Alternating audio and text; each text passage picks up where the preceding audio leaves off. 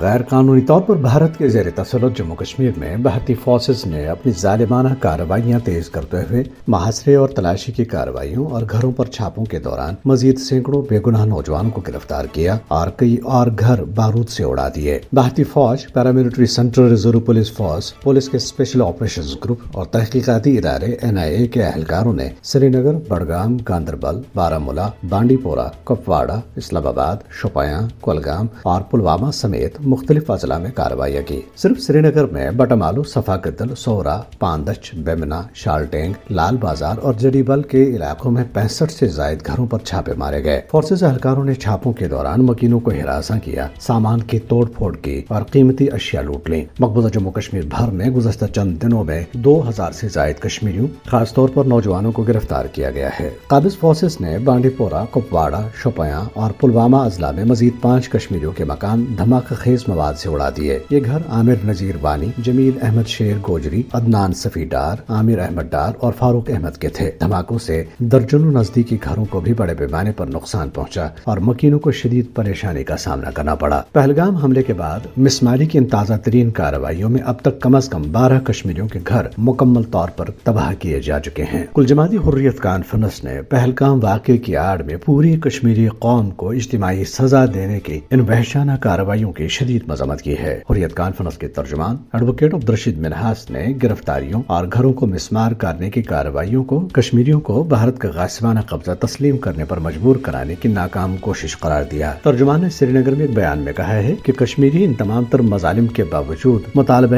حق کے خود ارادیت پر کاربند ہیں اور وہ جدوجہد جاری رکھنے کا عزم رکھتے ہیں۔ انہوں نے عالمی برادری اور انسانی حقوق کی عالمی تنظیموں پر زور دیا ہے کہ وہ بھارت کے ظالمانہ اقدامات کا فوری نوٹس لیں اور تنازع کشمیر کو اقوام متحدہ کی قراردادوں اور کشمیریوں کی امنگوں کے مطابق حل کرانے کے لیے اپنا کردار ادا کریں۔ حریت کانفرنس کے ترجمان نے خبردار کیا ہے کہ تنازع کشمیر کے حل میں مزید تاخیر عالمی امن کے لیے سنگین خطرہ ہے، کیونکہ خطے پر مسلسل جوہری جنگ کے بادل منڈلا رہے ہیں۔